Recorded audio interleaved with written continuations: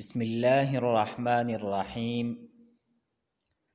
يقول المصنف رحمه الله تعالى: فصل: الكلمة لفظ وزع لمعنى مفردا مفرد وهي منحصرة في ثلاثة أقسام: اسم وفعل وحرف، لأنها إما ألا تدل على معنى في نفسها وهو الحرف، أو تدل على معنى في نفسها ويقترن معناها بأحد الأزمنة الثلاثة وهو الفعل، أو تدل على معنى في نفسها ولم يقترن معناها به وهو الاسم. دین مخکې درس کې دا خبره مونږه ذکر کړې وه چې مصنف رحمه الله په مقدمه کې 3 فصله دا ذکر کړی دي. د لومبي فصل تفصیل دا مونږ په 13 درس کې د الله جل شانه په توفیق او په فضل سره ذکر کړو. د نننی درس نه به مونږه 2 فصل دا شروع کو. په دې فصل کې د ټولو نه لومبی مصنف د کلمې تعریف ذکر کړی دی، بیا یې د کلمې 3 اقسام دای ذکر کړی دي، ورپسې تدې 3 قسمونو په خپل مینس کې کم وجه حصر دی دغه وجه حصر بیان کړی دی، او تدین بعد بیا لومبی مصنف د اسم تعریف ذکر کړی دی او د اسم د پیژندلو کم علامات دي دغه علامات ذکر کړی دي. د علاماتو نه وروستوی د اسم کما وجه تسمیه ده چې اسم تا اسم ولی وی نو دغه وجه تسمیه ذکر کړی ده.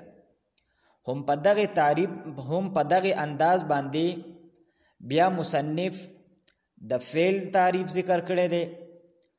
د فعل د پیژندلو کم علامات دي هغه علامات ذکر کړی دي، او بیا په آخر کې د فعل کما وجه تسمیه ده چې فعل ته فعل ولی وی نو دغه وجه تسمیه ذکر کړی ده.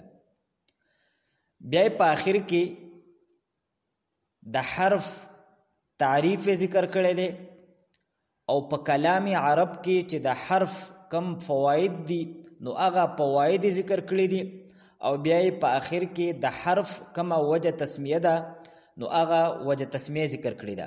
نو دا ته د 2 فصل خلاصه او حاصل له. په دې فصل کې د ټولو نه لومبی مصنف د کلمې تعریف ذکر کړی دی. نو فرمایي: الکلمة لفظ وزع لمعنى مفرد، چې کلمه دا داسې لفظ دی چې دا د یوې معنی د پاره وضع کړی شوی وي، مقرر کړی شوی وي. په دې تعریف کې کم د لفظون لفظ دی نو دا لفظ دا عام دی. دا لفظ کلمې ته هم شامل دی او د کلمې چې کم غیر دی یعنی مهملات، حروف هجا او دغه شانتي مرکبات دی ټولو ته شامل دی. ځکه چې لفظ دی ته ویل کېږي ما یتلفظ به الانسان، انسان چې په کم سیز باندې تلفظ کوي د ژبې نه د کم الفاظ راوباسي دی ټولو ته لفظ وایي. نو په دې کې د کلمې دا 3 قسمونه دا هم داخل دي، او تدین علاوه چې کم سیزونه کلمه نه ده هغې ته هم شامل دي. نو مصنف د لفظون د لفظ نه وروستو وزع لفظ راوړ، یعنی کلمه داسې لفظ دی چې هغه وضع کړی شوی وي، مقرر کړی شوی وي. نو په دې قید سره د کلمې د تعریف نه کم مهملات دي هغه مهملات دته اوتلل. ځکه چې مهمل لفظ دا نه وضع کړی شوی، دا نه مقرر کړی شوی. مثلا مونږ وایو چې مې، نو دا چې دا لفظ دا خو وضع کړی شوی دی، دا مقرر کړی شوی دی. چې کله د چای لفظ دا زمونږ ذهن لراشي نو د چې کم شکل لی نو هغه زمونږ مخې ته شي. لیکن کم دا مې لفظ دی نو دا مهمل دی، دا د څه معنی دپاره نه دی وضع کړی شوی، دا نه دی مقرر کړی شوی. دغه شانتې روټۍ موټۍ، نو روټۍ دا لفظ دا خو وضع کړی شوی دی د یوې معنی دپاره. چې کله د روټۍ لفظ دا زمونږ ذهن ته راشي نو د روټۍ کم شکل دی دا خود به خود د انسان ذهن ته راشي او د انسان تصور ته راشي او د انسان په خیال کې د روټۍ چې کم شکل دی نو هغه شکل دا جوړ شي.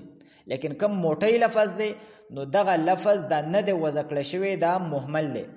نو په وضعه په دې قید سره د کلمې د تعریف نه مهملات د اوتلل. لمعنى مفردن یا لمعنى مفردن، په دې قید سره د کلمې د تعریف نه کم حروف هجا دي نو دغه حروف هجا دا هم اوتلل. ځکه چې حروف هجا دا د معنی د پاره نه دي مقرر کړی شوي، بلکې حروف هجا هغه ته دې د پاره مقرر کړی شوي دي چې د هغې په ذریعه باندې مونږ الفاظ جوړ کو. دغه حروف هجا دا مونږ په خپل منځ کې راغونډ کو او ته دې نه مونږ یو لفظ جوړ کو. مثلا ضاد را با، نو دا الفاظ چې مونږ راغونډ کړل نو مونږ سره زورابه لفظ جوړ شو. نو دغه د معنی د پاره نه دي مقرر کړی شوي، لہذا په دې قید سره دغه حروف هجا دا د کلمې د تعریف نه بهر شول. هم دغه شانتي لمعنى مفردین په دې قید سره د کلمې د تعریف نه کم مرکبات دي، خوا که هغه مرکب مفید دی او که مرکب غیر مفید دی، دا دواړه ته بهر شول. ځکه چې هغه د یوې معنی دپاره نه دي وضع کړی شوي، بلکې هغه د دوو یا د دوو نه د زیاتو معنو دپاره وضع کړی شوي او مقرر کړی شوي دي. نو د کلمې تعریف دا دی لفظ وضع لمعنى مفردین، چې کلمه دا یو داسې لفظ دی چې هغه د یوې معنی دپاره وضع کړی شوی وي یا مقرر کړی شوی وي. بیا مصنف د دې کلمې کم اقسام دي نو هغه اقسام ذکر کوي او فرمایي چې د کلمې 3 قسمونه دي. وهي منحصره فی 3 اقسام، او دغه 3 قسمونه کم دي؟ نو مصنف فرمایي اسم و فعل و حرف. یو اسم دی، دویم فعل دی او دریم حرف دی. او بیا مصنف دلیل هم ذکر کوي چې د کلمې دا 3 قسمونه ولې دي. نو دې ته مونږ دلیل هم ویلی شو او وجه حصر وته هم وی چې دا کلمه په دې 3 قسمو کې منحصره او بنده ولې ده.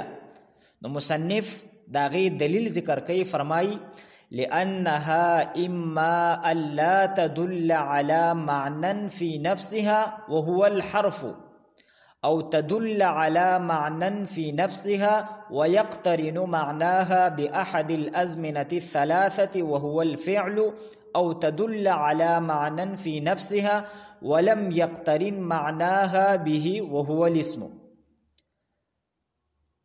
په دې عبارت کې مصنف دغه وجه حصر بیان کړی دی چې کلمه دا په خپل معنی باندې په خپل دلالت کوي یا په خپل معنی باندې په خپل دلالت نه کوي. کچری کلمه په خپل معنی باندې په خپل دلالت نه کوي بلکې یو بل کلمې ته محتاج وي نو دې ته به مونږه حرف وایو. او کچری کلمه په خپل معنی باندې په خپل دلالت کوي نو بیا ته دې 2 صورتونه دي. یو صورت دا دی چې دغه معنا دا به په دې دریو زمانو کې یعنی ماضی، حال، استقبال په دې کې به د یوې زمانې سره مقترنه وي او یا به نه وي. نو کچرې په خپله معنی باندې په خپله دلالت هم کوي او په دې دریو زمانو کې یوه زمانه پکې هم موجود وي نو دې ته به مونږه فعل وایو. او کچرې په خپله معنی باندې خو په خپله دلالت کوي لیکن په دریو زمانو کې پکې یوه زمانه هم نه وي نو دې ته به اسم وایي. نو دې وجې نه د کلمې دغه درې قسمونه جوړ شول، یو اسم دی، بل فعل دی او بل حرف دی. اوس راځو مونږه د عبارت حل. الکلمة لفظ وضع لمعنى مفرد مفردا مفرد. الکلمة دا مبتدا ده او لفظ وضع لمعنى مفرد دا ولا خبر دی. خودلته دا اعتراض کیږي چې په مبتدا او په خبر کې مطابقت ضروری دی په تذکیر او په تانیث کې، لیکن دلته په مبتدا او په خبر کې مطابقت دا نشته دی ځکه چې الکلمة دا مؤنث دی او لفظ وضع دا مذکر دی. نو په مبتدا او په خبر کې مطابقت نشته دی. نو شارحینو ته دې اعتراض جواب دا ذکر کړی دی چې په مبتدا او په خبر کې مطابقت دا ال ضروری دی چې کله خبر دا مشتق وي او په دې کې یو داسې ضمیر وي چې دغه ضمیر دا مبتدا طرف ته راجي وي. او دلته دا کم لفظ وضع دا خبر دی نو دا نه مشتق دی او نه په دې کې داسې ضمیر دی چې هغه ضمیر مبتدا طرف ته راجي دی، بلکې لفظ دا مصدر دی او په دې کې مذکر او مؤنث دا برابر دی. لہذا دلته دا اعتراض دا نه کیږي. الکلمة لفظ وضع، لفظ دا موصوف دی او وضع لمعنى مفرد دا ولا صفت دی. او مخکې درسونو کې هم دا قاعده مونږه ذکر کړې وه چې کله د نکیرې نه وروستو فعل راشي نو عام طور باندې نکره دا موصوف وي او دغه فعل دا ولا خبر جوړیږي. دلته هم لفظ نکره ده او وضع لمعنى مفرد دا بیا فعل راغلی دی نو لفظ دا موصوف دی او وضع دا ولا صفت دی. او عام طور باندې چې مونږه ته دې ترجمه کوو نو مونږ به په دې کې داسې لفظ وایو، یعنی کلمه داسې لفظ دی چې دا مقرر کړی شوی وي د یوې معنی دپاره. وضع دا د فعل ماضي مجهول صیغه ده د وضعانه، وضع دا فعل ماضي معلوم دی او وضع دا فعل ماضي مجهول دی. او په وضع کې هو ضمیر دا پټ دی او دا د وضع د پاره نائب فاعل دی. لمعنن د معنن کما لفظ دی نو په دې لفظ کې درې احتمالات دي. په دې کې یو احتمال دا دی چې دا ظرف مکان دی، دویم احتمال پکې دا دی چې دا مصدری میمی دی او دریم احتمال په دې کې دا دی چې دا د اسم مفعول صيغه ده. کچری معنن دا د اسم ظرف یا مصدر میمی وي نو په دې صورت کې بعد د معنن اصل وی معنیون بر وزن مفعلون. نو دلته یا متحرک دی او تدین مخکې هر باندې فتحه ده نو کم د قالباع والا قانون دی هغه ورته متوجه شو نو دغه یا دا مونږ په الف سره بدل کړه د مونږ سره د معنیون معنان جوړ شو. نو اوس د الف او د نون په منځ کې التقاء د ساکنینو رااله نو الف تی حذف شو نو معنن دا ته جوړ شو. او کچری معنن دا د اسم مفعول صيغه وي نو بیا تدی اصل له معنویون بر وزن مفعول. نو وو او یا دا یو زیدی او وو ساکن دی او یا متحرک ده نو دغه واو دا مونږه یا کو او بیا یا په یا کې ادغام کړه نو مو سره جوړ شو معنویون. بیا د یا د مناسبت د وجنه دغه زما دا مونږ په کسرې سره بدل کړه نو د معنیون نه معنیون جوړ شو. بیا خلاف قیاس یعنی د قانون خلاف د دې لپاره څه قاعده نشته دی. یو یا حذف شو او تدینه مخکې چې کما کسره ده دغه کسره دا په فتحې سره بدله شو نو معنیون ته جوړ شو. بیا د قال قانون د وجنه دغه یا د مونږ په الف سره بدل کړه نو معنان ته جوړ شو. بیا هم الف حذف کو نو معنن ته جوړ شو. الکلمه لفظ وضع لمعنى مفرد مفردا مفردن. کم مفرد لفظ دی نو تدی مرفوع ویل هم جایز دی، منصوب ویل هم جایز دی او تدی مجرور ویل هم جایز دی. کچری مفرد لفظ دا مونږه مرفوع وایو داسې وایو لمعنى مفردن نو په دې صورت کې به د مفردن دا لفظ دا به صفت وی د لفظون د پاره او بیا به مونږه معنی دا کو چې کلمه داسې لفظ مفرد دی چې هغه د معنی د پاره مقرر کړی شوی وي.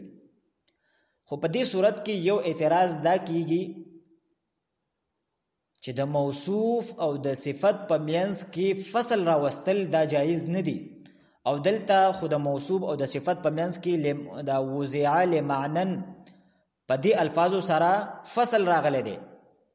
نو ته دې جواب شارحینو دا ورکړی دی چې د موصوف او د صفت په منځ کې فصل په اجنبي سیز سره جایز نه دی او کچری اجنبي سیز نه وي نو بیا پکې فصل جایز دی او دلته چې دا کم فصل راغلی نو دا په اجنبي سیز سره نه دی راغلی ځکه چې دا وضع لمعنن دا د لفظون د پاره صفت اول او مفردون دا ولا صفت ثانی دی.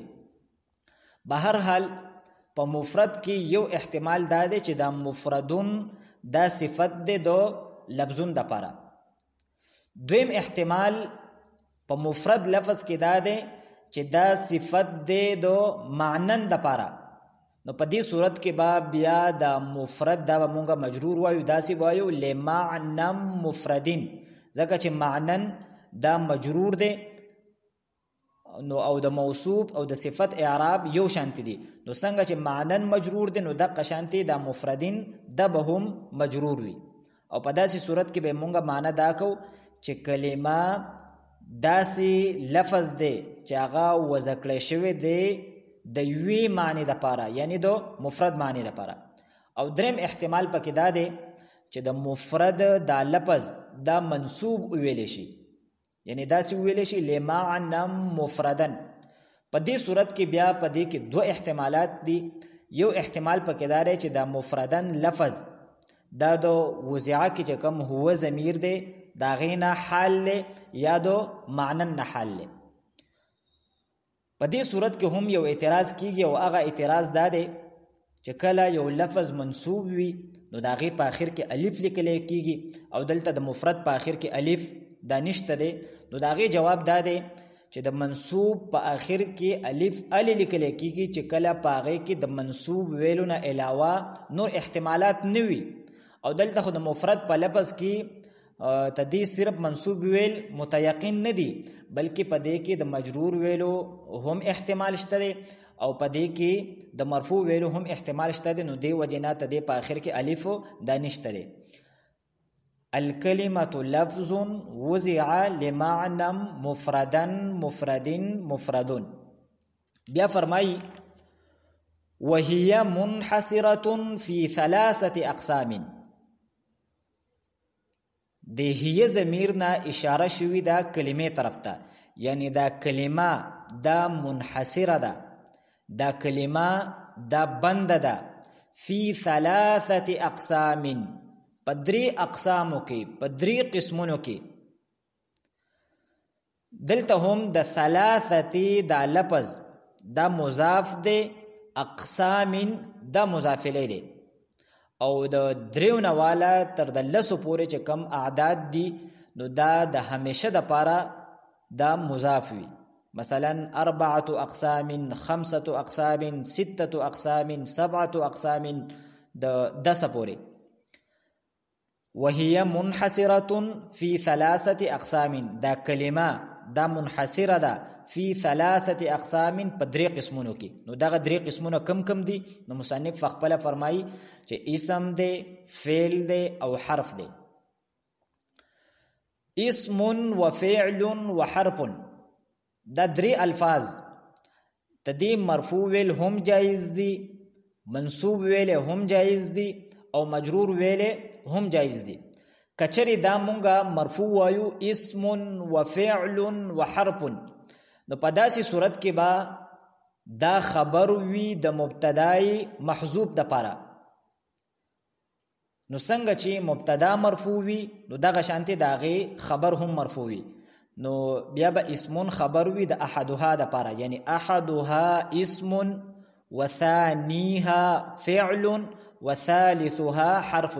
نو اسم دا خبر دی د احدها د پاره، فعل دا خبر دی د ثانیها د پاره، او حرف دا خبر دی د ثالثها د پاره.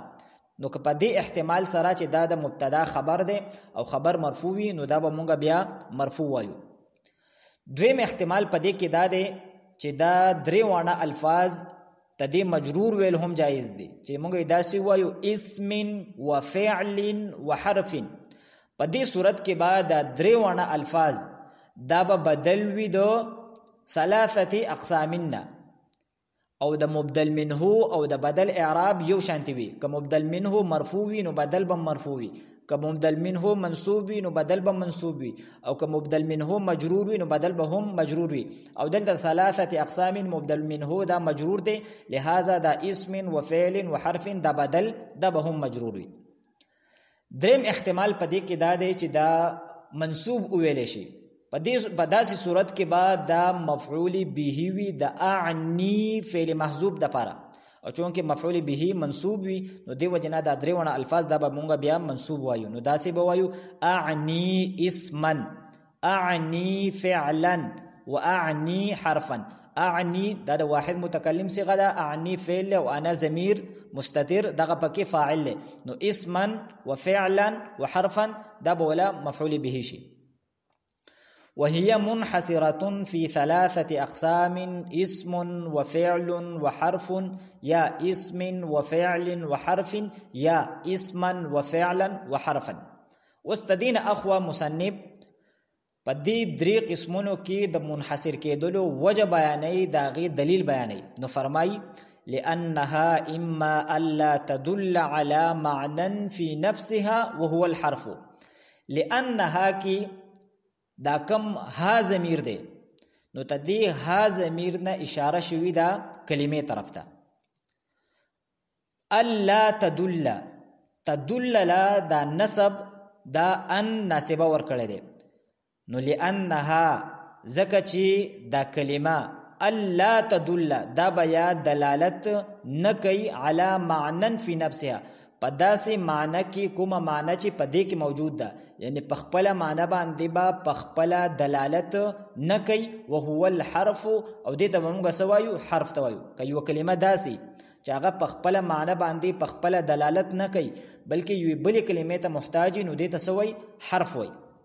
دلته به موږ یو بل نحوی اهمه قاعده د موصوف او د صفت په باره کې ذکر کو، او هغه قاعده دا ده چې کله د نکرې نه بعد جار مجرور راشي او دغه جار مجرور ظرف مستقر وي، یعنی نه په دغه نکرې پورې متعلق کیږي او نه په لفظونو کې یو بل لفظ داسې وي چې هغه پورې دغه متعلق کیږي. نو چې کله د نکرې نه بعد جار مجرور ظرف مستقر په مقام کې راشي نو عام طور باندې دغه جار مجرور د نکرې د پاره صفت جوړيږي. نو اوس په دې جمله کې معنن دا نکره ده او تدین وروستو فی نفسها دغه جار مجرور راغلی ده. نو دا جار مجرور دا ظرف مستقر دا دو کائنون یا د ثابتون پورې متعلق ده. نو دا صفت جوړیږي دو معنن د پاره، لأنها اما الا تدل على معنى في نفسها. نفسها دا مضاف مضاف الیه دي، ځکه چې کم اخرانه اسم دی نو دا د معرفه په قسمونو کې کم ضمیر دی نو هغه دی، او تدین مخ کې د الف لام نه بغیر یو اسم راغلی نو دا په خپل منځ کې مضاف مضاف الیه جوړیږي. وهو الحرف، هو مبتدا ده او الحرف دا ول خبر دی. او تدل على معنى في نفسها یا به دا کلمه دلالت کوي پخپله معنی باندې پخپله. دویم صورت دا دی چې کلمه پخپله معنی باندې پخپله دلالت کوي. ويقترن معناها باحد الازمنه الثلاثه او تدې سره سره تدې معنی په دې دریو زمانو کې د یوې زمانې سره ملاو شوي وي، یعنی په دې دریو زمانو کې پکې یوه زمانه موجود وي، نو دې ته به موږ څه وایو؟ وهو الفعل، دغه فعل دی. تدل دا موږ منصوب وایو. دا ولې موږ منصوب وایو؟ ځکه چې دا عطب دی په لا تدل باندې. څنګه چې په لا تدل باندې ان داخل شوی دی، نو دغه شانتي په تدل باندې هم ان داخل شوی دی، او د هغې ان د وجې نه تدل دا منصوب دی. او تدل على معنى في نفسها، دلته هم معنى دا موصوب دی، او فی نفسها دا ولا صفت دی، او د دې په باره کې موږ قاعده ذکر کړه. ويقترن معناها دا مضاف مضاف الیه دا فاعل دی د یقترنو فعل لپاره. ويقترن معناها باحد الازمنه الثلاثه. ازمنه الثلاثه دا په خپل منځ کې موصوف او صفت دی، او دغه موصوف صفت دا بیا مضاف الیه دی د احد مضاف لپاره. وهو الفعل او دې ته فعل وی. او تدل على معنى في نفسها ولم يقترن معناها به وهو الاسم. او دریم صورت دا دی چې کلمه په خپل معنی باندې په خپل دلالت کوي، خو په دریو زمانو کې پکې یو زمانه نه وي، نو دې ته اسم وایي. دلته هم دا تدل دا عطب دی په هغې الله په لا تدل باندې، نو څنګه چې الته په لا تدل باندې ان داخل دی، نو دلته هم په تدل باندې ان داخل دی. او تدل على معنى في نفسها ولم يقترن معناها به. یقترن دا مونږه مجزوم وایو، په آخر کې جزم وایو، او تدې وجه دا چې په دې باندې لم داخل شوی دی، او لم دا دو حروف جوازمونه دی. او دلته هم د معناها دا فاعل دی دو یقترن د پاره. به کې دا کم ها ضمیر دی، نو دا هم د احد الازمنه الثلاثه راجی دی، یعنی تدې دا معنا په دریو زمانو کې د یوې زمانې سره پیوسته او مقترنه نه وي، نو دې ته به مونږ څه وایو؟ اسم به وایو. یو ځلې دا عبارت مونږ بیا وایو. فصل: الکلمة لفظ وضع لمعنى مفرد. کلمه دا داسې لفظ دی چې دا وضع کړی شوی وي، مقرر کړی شوی وي د یوې معنی دپاره. وهي منحصرة في 3 اقسام. او دا کلمه دا منحصره ده په 3 قسمونو کې. یو اسم دی، دویم فعل دی، او دریم حرف دی. او دلیل څه دی؟ لأنها اما ان لا تدل على معنى في نفسها وهو الحرف. ځکه چې دا کلمه دا به په خپله معنی باندې په خپله دلالت نه کوي، نو دې ته به موږ حرف وایو. او تدل على معنى في نفسها ويقترن معناها باحد الازمنه الثلاثه وهو الفعل. یا به دلالت کوي په خپله معنی باندې په خپله، او په دریو زمانو کې به پکې یوه زمانه هم وي، نو دې ته فعل وایي. او تدل على معنى في نفسها ولم يقترن معناها به وهو الاسم. او یا به دلالت کوي په خپله معنی باندې پخپله، لیکن په دریو زمانو کې به پکې یوه زمانه نه وي، نو دې ته اسم وایي. واخر دعوانا ان الحمد لله رب العالمین.